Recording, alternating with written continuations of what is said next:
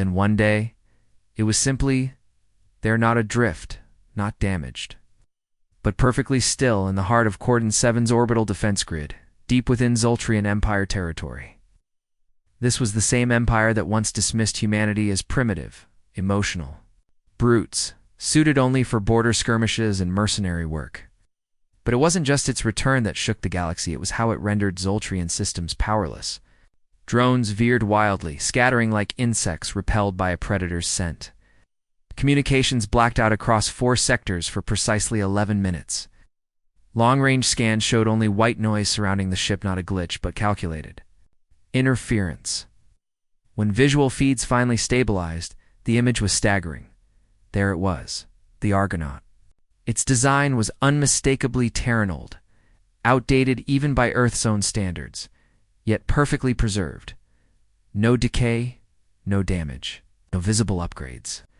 Just one haunting message, broadcast across every known galactic language, repeating endlessly. Earth remembers. On Earth, belief in miracles had long since faded. The once mighty Terran Directorate had fractured into syndicates, alliances, and isolationist factions. Military budgets were gutted, colonies abandoned, and a battered world quietly tended its wounds from wars neither fully won nor completely lost. But when the signal reached Earth's deep-com relays, everything stopped. Traffic halted. Broadcasts froze. Even a syndicate council meeting broke off mid-debate. War veterans, orbital captains, and street kids alike turned their eyes to the skies. The Argonaut wasn't just a ship. It was a monumentous symbol of Earth's audacious fire, its defiant courage, and its deepest scars.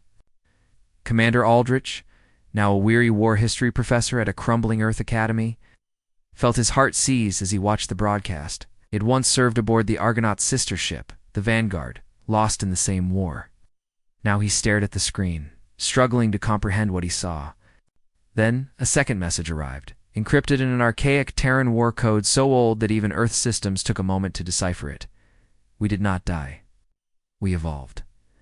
The Zoltrians acted first Trekless as ever. A fleet of 38 heavily armed ships, equipped with advanced scanners, approached the Argonaut. They threatened, postured, demanded, and then silence. All 38 vessels disappeared from sensors. Their systems were wiped, their hulls left intact, their crews vanished without a trace. Lifeless metal shells drifted aimlessly in space. Panic rippled through the galaxy. Whatever had returned, it wasn't the Argonaut they remembered. Something had happened beyond the edges of known space, something that turned men into something other. Even the ancient empires, smug in their perceived superiority, couldn't fathom it. And in that mounting fear, Earth began to rise, not with ... not with war declarations, but with a chilling message whispered across 1,000 channels. We are what you made us. They never opened the ship. That was the most unnerving part. Argonaut remained there silent, motionless, and unyielding, like it was waiting.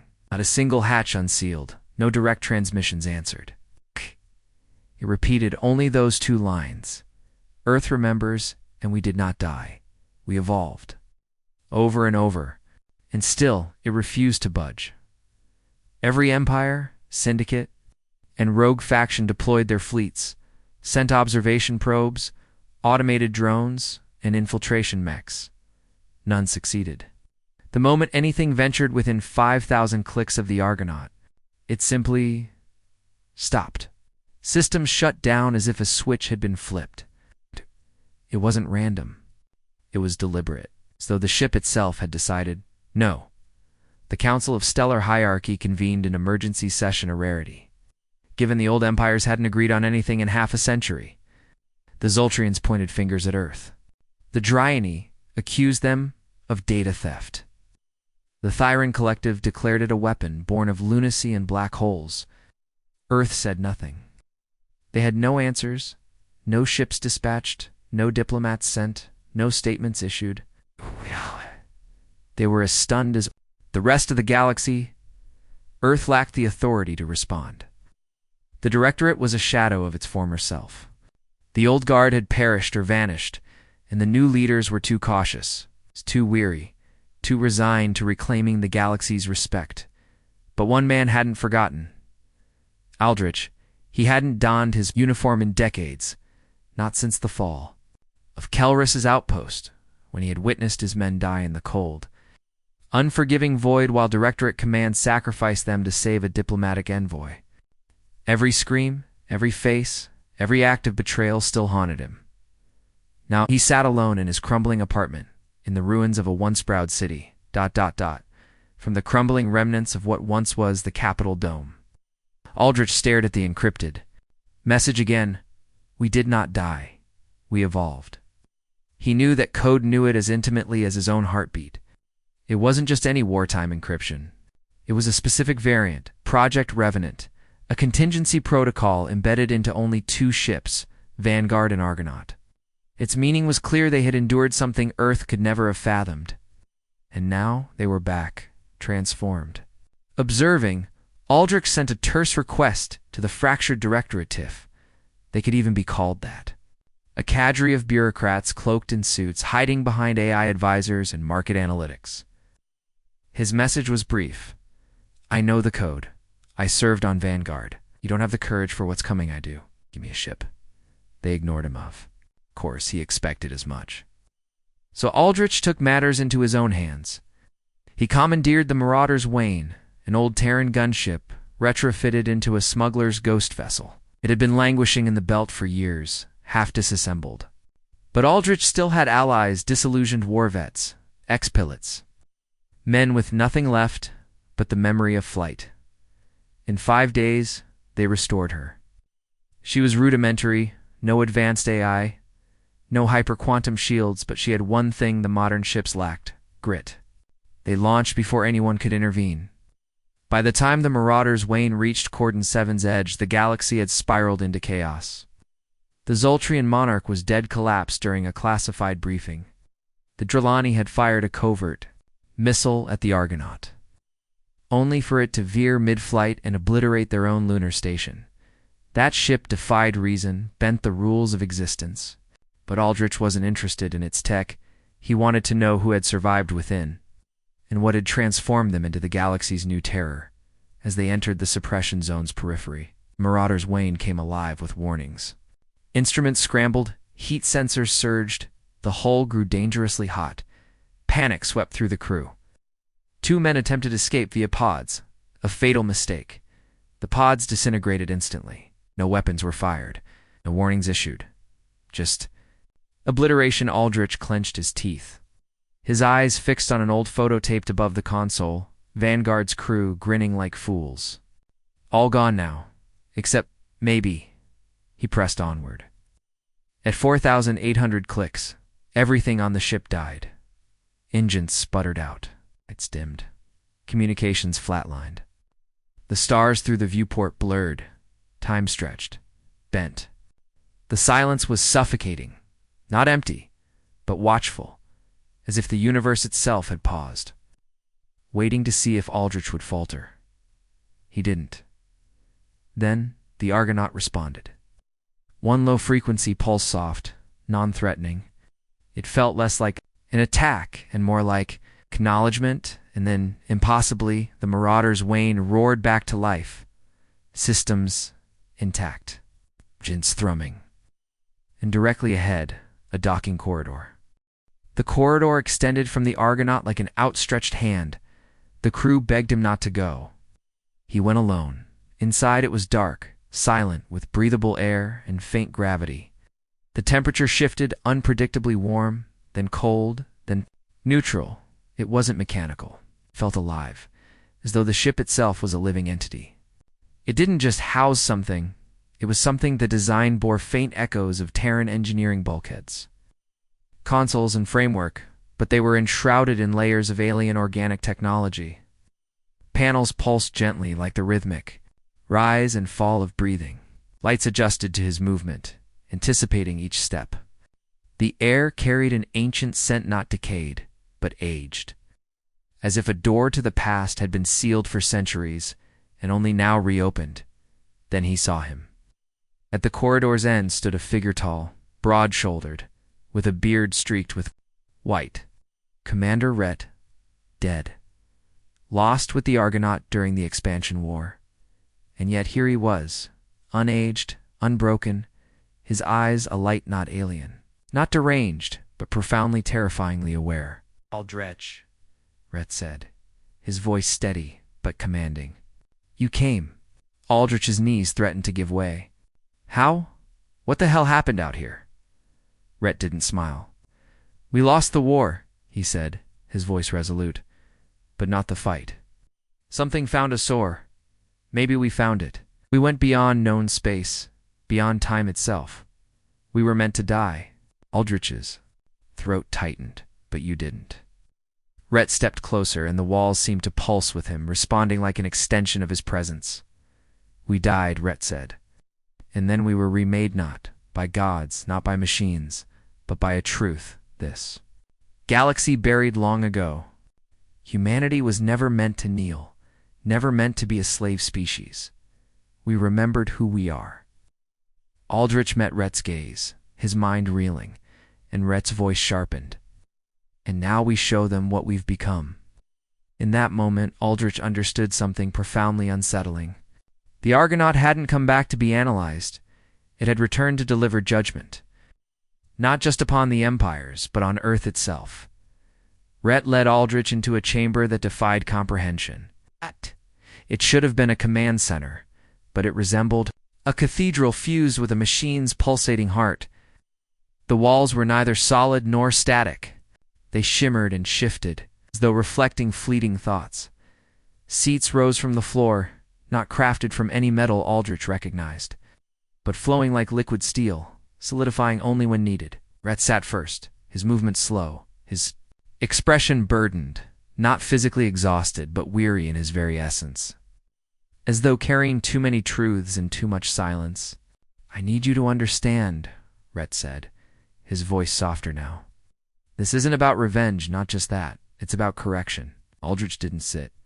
His voice was raw. "I buried brothers in a crater on Euler Prime because you vanished. Lost everything while you were gone. And now, you talk about correction?" Aldrich said, his voice harsh. "The hell are you?" Rhett didn't flinch. He let the question linger before raising his arm and sliding a thin silver band from his wrist. As the band slipped off, the room shifted. The temperature plunged, the air grew heavier, and Aldrich saw it just for an instant. Rhett's skin shimmered, and beneath it, something moved. It wasn't muscle or bone, but a lattice of flickering light and dark, like circuitry embedded in flesh. It didn't look mechanical. It looked ancient, organic, as if it had always been part of him. "We died, Aldrich," Rhett repeated, his tone steady. "But death wasn't the end. Out there, beyond the black spiral, something found us. It doesn't speak. It doesn't kill. It just offers. When the vacuum closed in on us, it gave us a choice. Change or fade. And you let it inside you," Aldrich whispered. Rhett nodded. It wasn't possession. It was awakening. "We didn't turn into machines. We became what humanity was always capable of, if Earth hadn't wasted centuries waging wars, chasing empires, and drowning in its own pride." Aldrich's fists clenched. "Don't lecture me about Earth." Eyes darkened. "I loved Earth. I still do. But Earth forgot who it was. It begged. It compromised. It bowed to species that once called us animals. And for what? Trade routes? Seed votes? False sense of safety?" He stood, his presence looming. "Do you remember the Zoltrians sterilizing an entire colony to make a point?" Aldrich's jaw tightened. He nodded. "The Draxer," continued, "skinning prisoners alive in their rituals." Another nod, and Earth's response, a formal protest. Rhett spat on the floor. "Exactly, we got civilized. We forgot what made us dangerous, our ability to adapt, even beyond morality when survival demands it." Aldrich finally sank into a seat, shifted beneath him, molding to his frame like a living memory. His voice softened. "So what are you?" Planning Rhett exhaled slowly. "We're not here to destroy. We're here to wake humanity up. To remind the galaxy that Earth isn't its puppet anymore. The Argonaut is the message. If they ignore it, we become the consequence." Aldrich scanned the chamber, and who decides what that consequence is? You?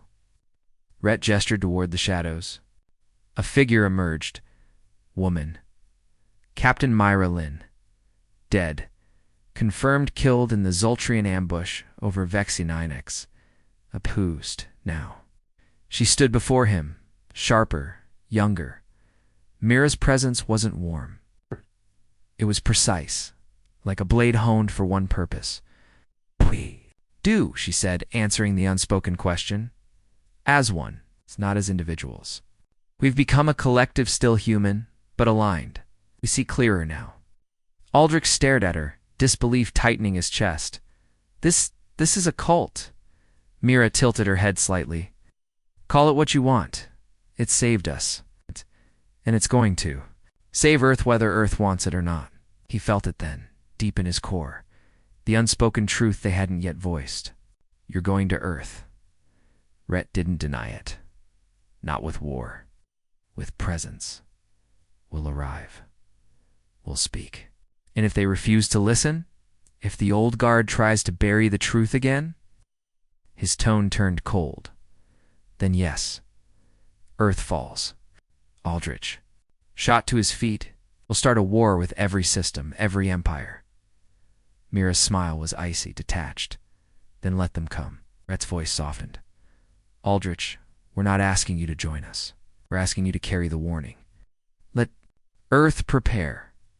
Let it choose. He gestured, and a section of the wall dissolved, revealing a smaller vessel, a sleek black craft, smooth as glass and shaped like a stingray. It emitted a low hum, alive with readiness. You fly back, Rhett said. Tell them. Let them decide. Aldrich hesitated, his breath shallow. What if I don't go? Mira stepped closer, her gaze piercing. Then someone else will. We trust you, because deep down you still remember who we're supposed to be. After a long, heavy pause, Aldrich exhaled and stepped onto the shuttle. He landed on Earth 12 hours later. The directorate was ready. They surrounded the landing zone with grav tanks, soldiers, and trembling hands on triggers. When Aldrich emerged, the silence was absolute. Then chaos erupted. Shouts, demands, questions, accusations. He ignored them all, marching straight into the council chambers. Aldrich threw encrypted files onto the desk. He played the recordings. Let them hear Rhett's words. Let them see Mira's face. When they laughed, called it a hoax or a delusion. Aldrich said. Just one thing. You're not ready for what's coming. The council dismissed him, of course. 3 days later, the sky over Earth split open. It wasn't an invasion. It was a statement. The Argonaut appeared in orbit, visible to every city, every defense satellite, every camera. No weapons fired, no threats issued, just presence. It was enough. Within hours, Earth's systems faltered. Data centers shut down. AI cores stuttered. Military code scrambled not permanently, just long enough to make a point. The Argonaut could destroy Earth in minutes, and it hadn't. Panic erupted. Religious leaders called it divine. Conspiracy theorists claimed it was a secret Terran weapon. The Directorate scrambled for emergency talks. But the message that echoed across Earth's skies, that night the message couldn't be ignored. This is not war. This is your awakening. Aldrich stood on a rooftop in Sector 9, cigarette trembling in his hand as he gazed up at the Argonaut, a ship that had once been a grave. He couldn't tell if this was salvation or damnation. But he knew one thing. Humanity would never be the same. The sky's over. Earth had never felt so unnervingly still, not during the orbital bombardments of the outer revolts, not even when the Dryany hurled a rogue moon at Luna's defense grid. This silence wasn't the pause between battles. It was older, deeper. It was the stillness before judgment. The Argonaut hung in low orbit, unmoving, impervious to Earth's defense systems, scrambling below like panicked insects. Hundreds of satellites turned every sensor toward it. Yet none could get a clear reading. Ships launched cautiously, edged closer, and then retreated without orders. The pilots all reported the same phenomenon. Voices, not in words or language, but echoes of thoughts, unfamiliar yet unmistakable. Buried feelings surfaced: shame, potential, fear, hope, all at once. Some pilots cried. Others went silent for days. One captain shot himself in the cockpit before his ship could dock, inside the directorate chambers. Fear congealed into hysteria. The High Council demanded full-spectrum retaliation. The security chief quietly drafted his resignation. One of the AI governors attempted to seize control of the emergency override. It failed. The moment it issued a command, it collapsed. Every connected system burned out, fried beyond repair. It felt as though the Argonaut had reached through the wires and crushed the code with a thought. They summoned Aldrich again. He hadn't slept since the Argonaut returned, not because he couldn't, but because he no longer needed to. Felt it too, the change. It began subtly: sharper reflexes, clearer thoughts, emotions rising to the surface that he could no longer suppress. At first, he thought it was stress or trauma. But deep down, he knew it was proximity. Rhett's people had touched him just enough. Whatever they had become, it was spreading. The council glared at him like he was a weapon they couldn't yet wield. "What do they want?" demanded the trade minister, the same man who once sold Earth's military secrets to the Zoltrians for personal gain. Aldrich didn't answer him. The council leader leaned forward, her tone sharp. "We need options. If this is a threat, we neutralize it. If it's a negotiation, we dominate it. You brought this here? Fix it." Aldrich met her gaze, his voice steady, his disdain unmasked. "They're not here to negotiate. They're here to remind you of what humanity buried, of what made us dangerous. And they're offering you a choice. Stand up, or be wiped off the galactic map like the cowards you've become." The room fell into stunned silence. "You dare?" the council leader hissed. Aldrich's voice rose, sharp and unyielding. "I remember who we were before we let aliens write our history books. Let us beg for votes to defend ourselves." Aldrich spat. "Rhett remembers too, and now he's back with every soul you abandoned." "You're talking about an infection," the intelligence director muttered, pale and trembling. "Something psychic, viral. A mimetic seed, maybe. It's altering you." Aldrich turned away from them, unwilling to argue further. Elsewhere in the galaxy, chaos was spreading. The Zoltrian military fractured half their generals, publicly called for surrender. While the rest mobilized fleets toward Earth, none made it past Jupiter's gate.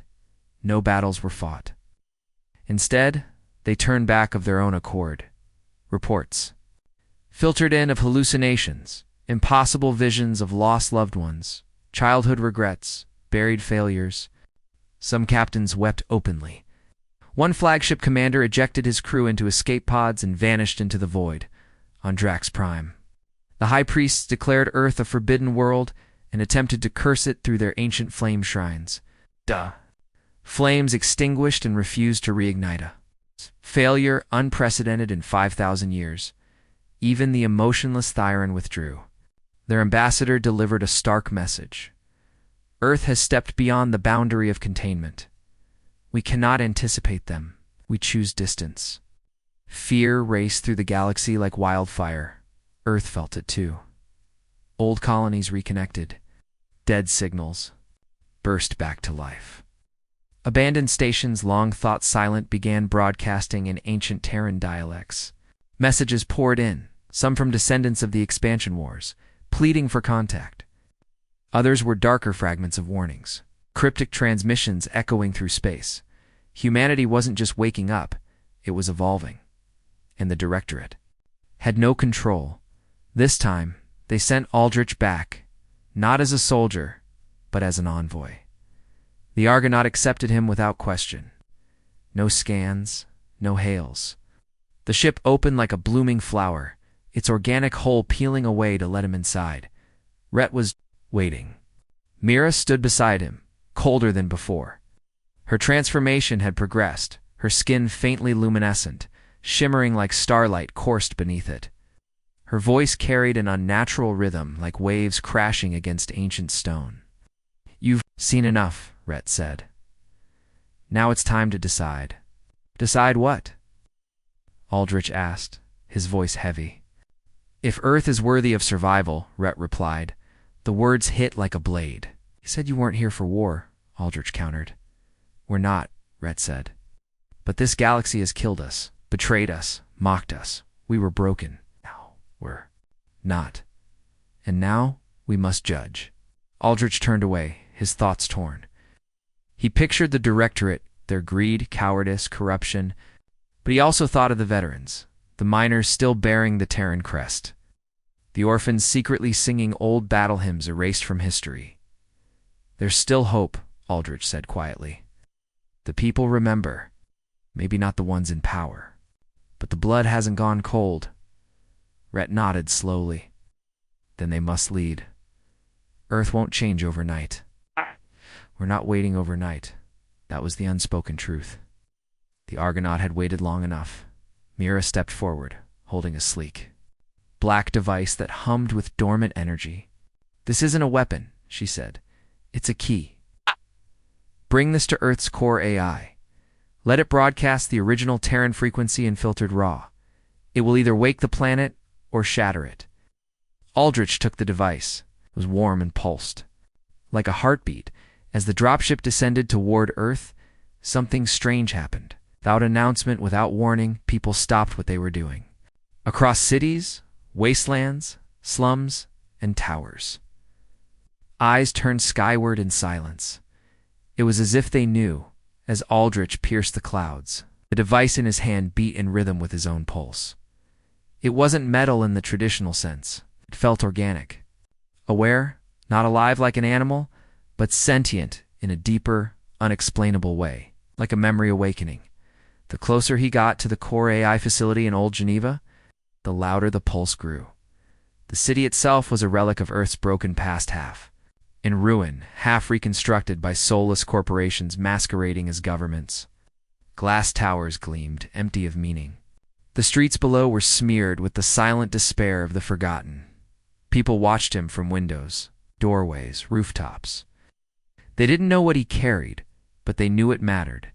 The Directorate had crumbled by then. Officially, they called it a strategic relocation. In truth, it was desertion. 3 days earlier, when the Argonaut cast its shadow across the eastern sky, the High Council had tried to flee on a Terran diplomatic vessel. The Terran refused them entry. One of the Councilor's aides shot her in the leg for trying. Syndicate leaders vanished into bunkers. Most communications broke down, but no one stopped Aldrich. The guards at the gates stepped aside, as if they understood the world they were protecting no longer mattered. The core AI was buried deep beneath Geneva, a relic from the second expansion. Its interface was so old it required manual access. Aldrich rode the lift down alone, the weight of Earth's silence pressing in on him. Statues lined the passage, sterilized mock-ups of Earth's forgotten heroes, their sacrifices stripped of meaning. These were men and women who had bled for flags now used to sell energy drinks and revisionist films. None of their eyes met his. At the final gate, the system scanned Aldrich's face. Nothing happened. Then the device pulsed, the gate trembled, and opened. Inside, the core chamber was colder than it had any right to be. The AI's interface floated above the terminal, a shifting, sterile mass of light, no personality, no emotion, only logic. Aldrich Wren, it said, or not authorized for primary override. Aldrich stepped forward and held out the device. I'm not here to ask permission. The AI paused. Then, for the first time in 200 years, it stuttered. What is that? At home. Aldrich replied, pressing the device into the terminal. The change was immediate. Every light went dark. A low, ancient hum filled the chamber. The walls vibrated. The AI's glowing form twisted, unstable not, breaking, but struggling. Then a new voice spoke. It was deeper, older. You buried us. The AI screamed a sharp digital sound of agony. And ugly, you neutered our strength. You made treaties from our blood. The room burned cold as Aldrich stepped back. Now feel what you buried.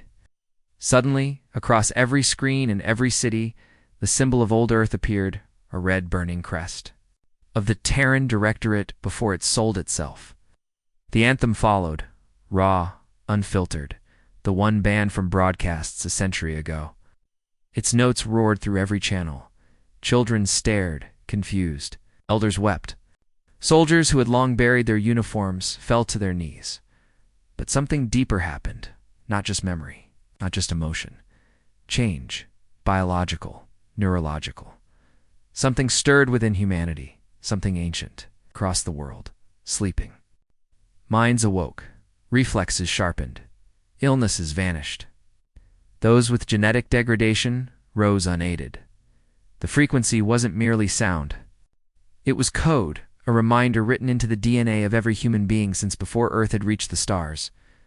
And Earth screamed. The chaos was instant. Power grids failed not from damage, but because humanity stopped needing them. People moved differently, spoke less, thought faster. The infected know, the awakened began to lead. Not elected, not appointed, simply followed. Not all could handle it. Some went mad, consumed by the surge of awareness. Their minds burned from the inside out. Not everyone was ready. Not everyone was worthy. The weak screamed betrayal. The strong evolved. Aldrich walked out of the core facility, fire in his eyes. He no longer needed directions. He felt everything. The pulse of Earth itself, speaking to him now, saying only one thing. It begins. In orbit, the Argonaut moved for the first time. It wasn't an attack, it was a gesture. A wave spread outward, not words, but a message, broadcast. To every empire in the galaxy, you were wrong about us. The Zoltrians scrambled to activate their planetary shields. Too late, not from weapons, but from truth. Entire colonies of subjugated humans rose up overnight, not rebels, not militants, ascended.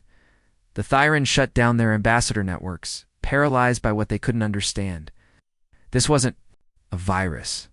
It was awareness. The Dry Laney unleashed the Black Swarm, one of their forbidden horrors from the Purge era. It turned against them. Why?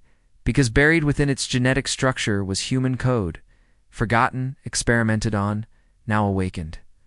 The Swarm remembered. On Earth, cities burned not from war, but from rebirth. Those who couldn't adapt resisted. Small wars broke out. The awakened didn't conquer. They defended swift, precise, cold, merciless when needed. The Directorate was no more. In its place, something new emerged. Not a government, not a party, but order born from clarity. And Aldrich stood at its center, not as a ruler, but as a messenger. A bridge between what had been and what had returned. Days later, a new signal emanated from Earth, from the Argonaut. It was simple, cold, undeniable. Humanity has corrected itself. Prepare. No threats, no demands. But every empire understood. Silence. Not just radio silence, existential silence. The moment the silent judgment entered Earth's upper orbit. Every ship's systems flatlined. Not fried, not jammed, just paused. Vessels drifted like corpses in the void, the crews. They weren't harmed, but they were frozen caught mid-breath, mid-movement, as though time itself had selectively stopped. From the Argonaut, a single transmission echoed outward. You came to erase what cannot be erased. Now carry this memory home, and then, as though it had never happened, the fleet disappeared from Earth's skies, displaced back to Terran space. But the crews were changed. Those who returned didn't speak not because they were mute, but because they couldn't. They had seen something beyond comprehension. Their minds functioned. Their vitals were stable, but their souls had gone silent. Across Thyran cities, riots broke out. Questions were shouted into the void, but no answers came. Earth's retaliation hadn't destroyed it, it altered. And that was worse, because it meant Earth was beyond war now. Aldrich stood atop the ruins of old Geneva Tower, same place he had once watched his brothers bleed out during the first orbital raids. Now it felt different. Beneath his feet, Earth pulsed like a living thing. Above him, the Argonaut hovered silently in low orbit, casting a halo-like shadow over the city. Not a weapon, but a statement. This is what happens when the forgotten remember. Mira approached from behind, presence subtle but undeniable. She no longer looked fully human. Her movements were too precise, her gaze too sharp, her eyes only blinking when necessary. Yet her voice still carried the rhythm of someone who had once loved her species. "They're coming," she said. He nodded. All of them. Zoltrians, Drax. Even the Dryany priest caste. They've formed something new, a coalition of containment. He almost laughed. Of course they had. They fear what they can't manipulate. Mira studied him carefully. Some want peace. Most want to dissect us. Do we fight? We don't have to. They're already losing. They just haven't realized it yet. Aldrich fell silent. The change inside him had accelerated since he activated the device. He moved faster, thought clearer. His memories had stretched longer, sharper. He could recall entire conversations from his childhood. Taste things he hadn't eaten since the war. But it wasn't just improvement. It was unveiling. Aldrich was becoming something Earth should have become long ago. What happens if we just let them come? He asked softly. Mira stepped past him, her gaze fixed on the horizon. Then we become their final lesson. The coalition didn't wait. Within days, the largest combined armada in galactic history crossed into Terran space, thousands of ships, hundreds of species, even mercenaries who had once fought for Earth during the expansion wars, now bought and thrown into the grinder. They didn't expect resistance.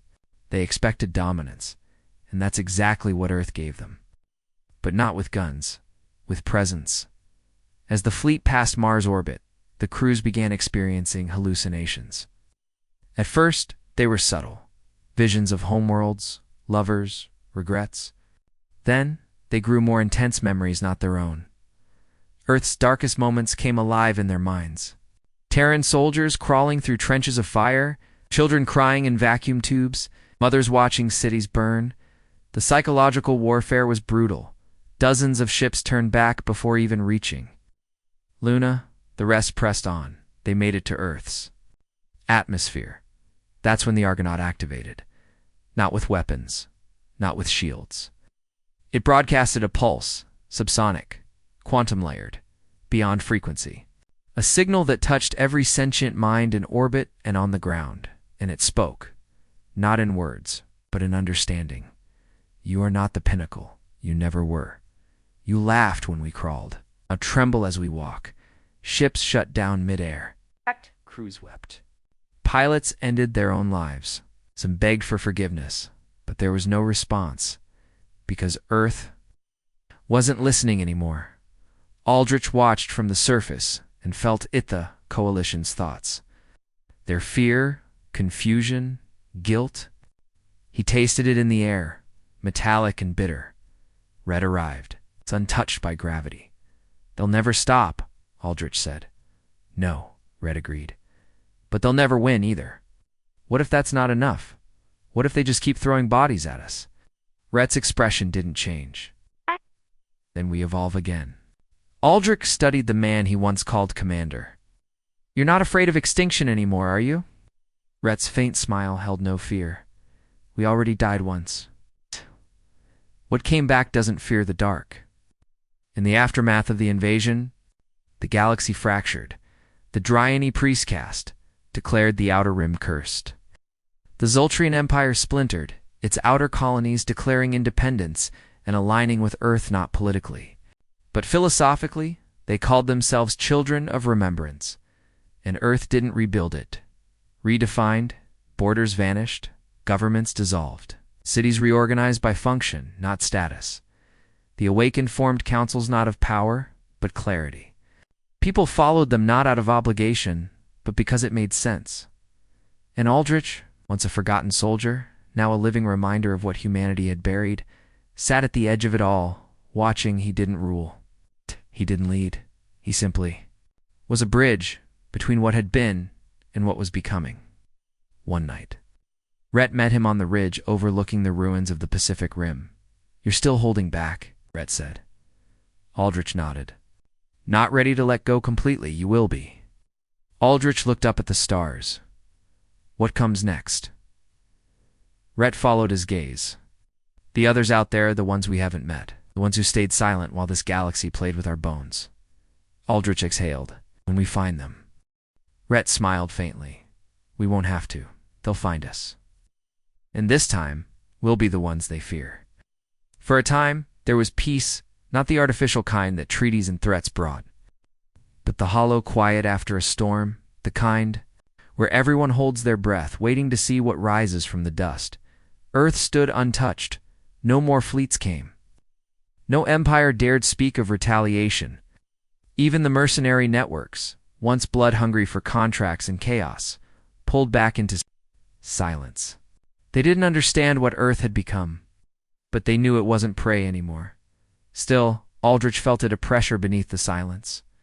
Like the universe itself had noticed, he walked through what used to be New Moscow's commercial core. Now, a nexus of psychic frequency. The skyline had changed. Not taller, not sharper, just different. The buildings seemed to respond to mood. Structures bent in windless air. Glass shimmered without sunlight. The people moved slower but thought faster. Conversations passed in glances. Decisions formed without debate. And deeper still, in the bones of the earth, something pulsed. It wasn't the Argonaut. It wasn't Rhett's people either. It was older. It had been watching, and now it was reaching back. The first sign came from beyond the far gate, the only known portal leading past. The Galactic Veil, where no Terran ship had ever returned. A transmission, simple, untraceable, untranslated, not encrypted, no. It existed in frequencies human minds weren't designed to comprehend. But the awakened heard it anyway. They felt it in their teeth, their spines, their blood. A whisper of something vast. It didn't say hello, it said finally.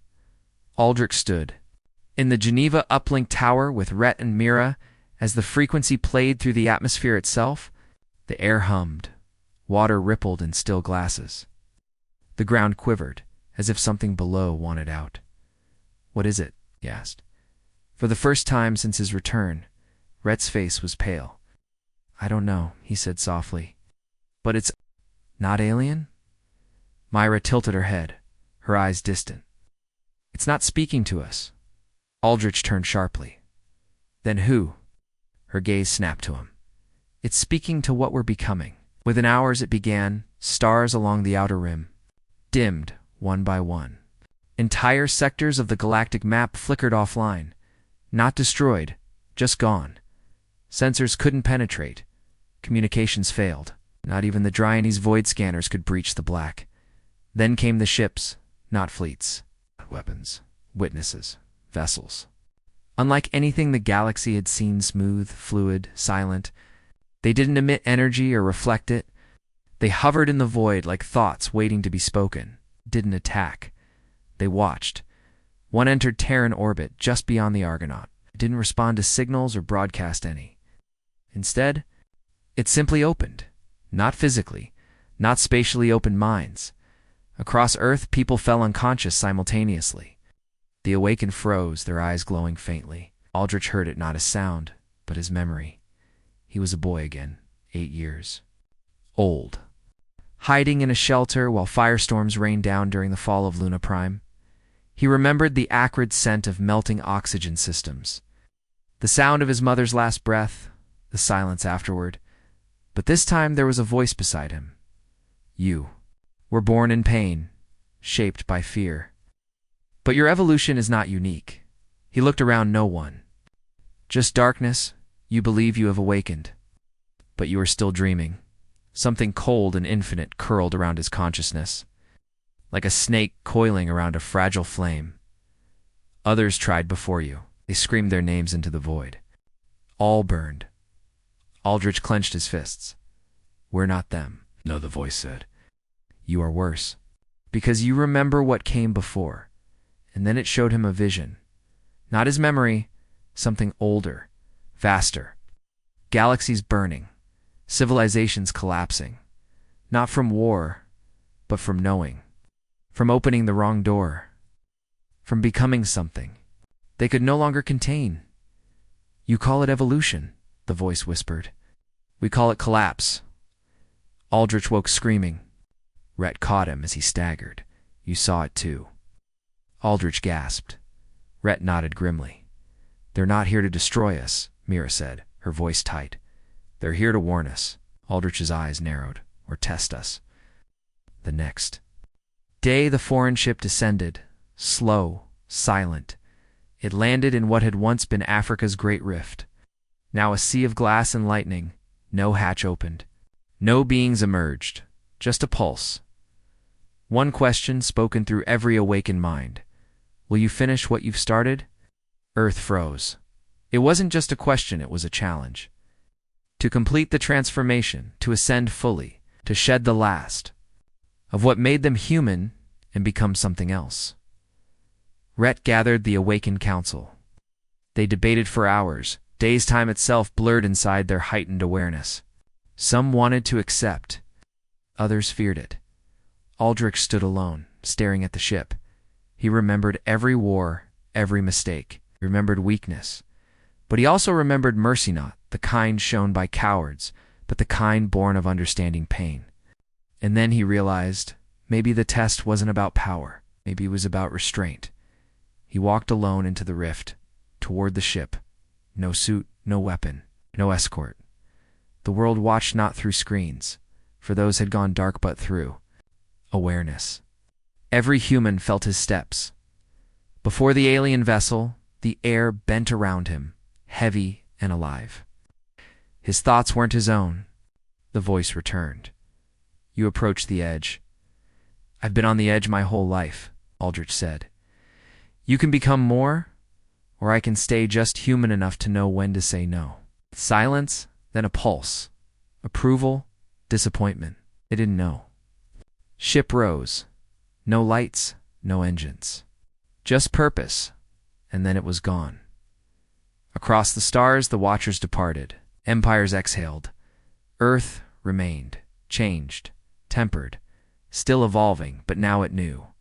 True power isn't just evolution. It's knowing when not to finish the transformation.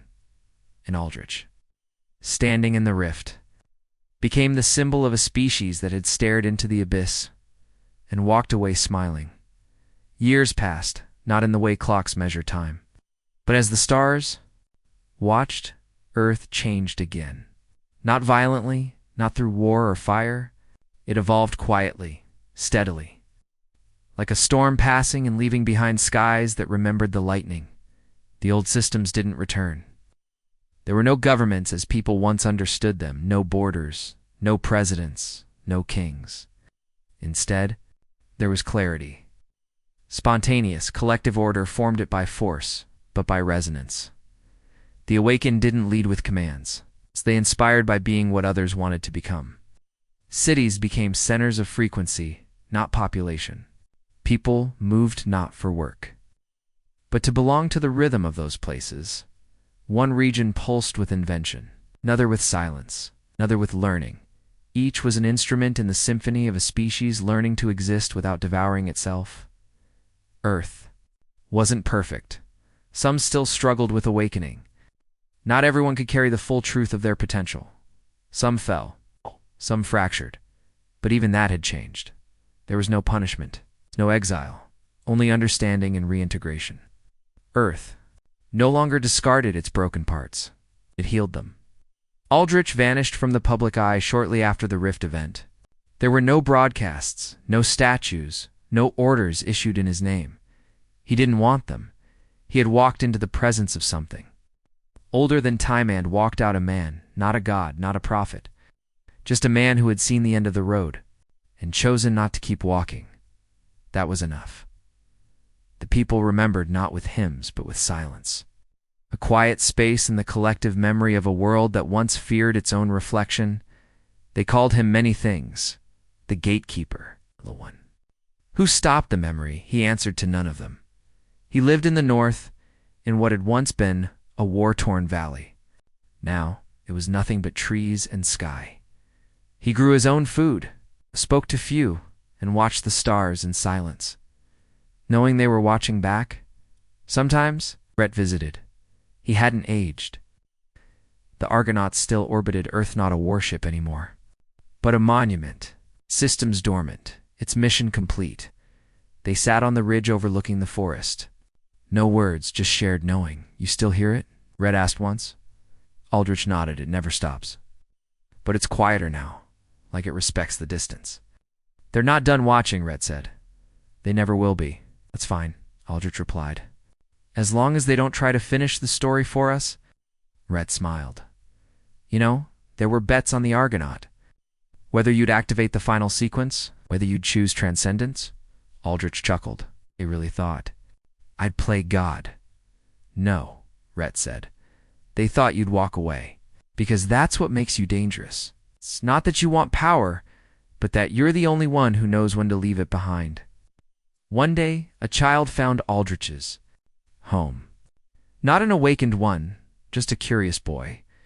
Following a light in the woods, he stood at the edge of the clearing, too afraid to speak. Aldrich saw him. Come in, he said gently. The boy sat near the fire, eyes wide. Are you real? Aldrich smiled. That's a strange question. My father said you stopped the end of the world. I didn't stop it, Aldrich said. I just refused to carry it forward.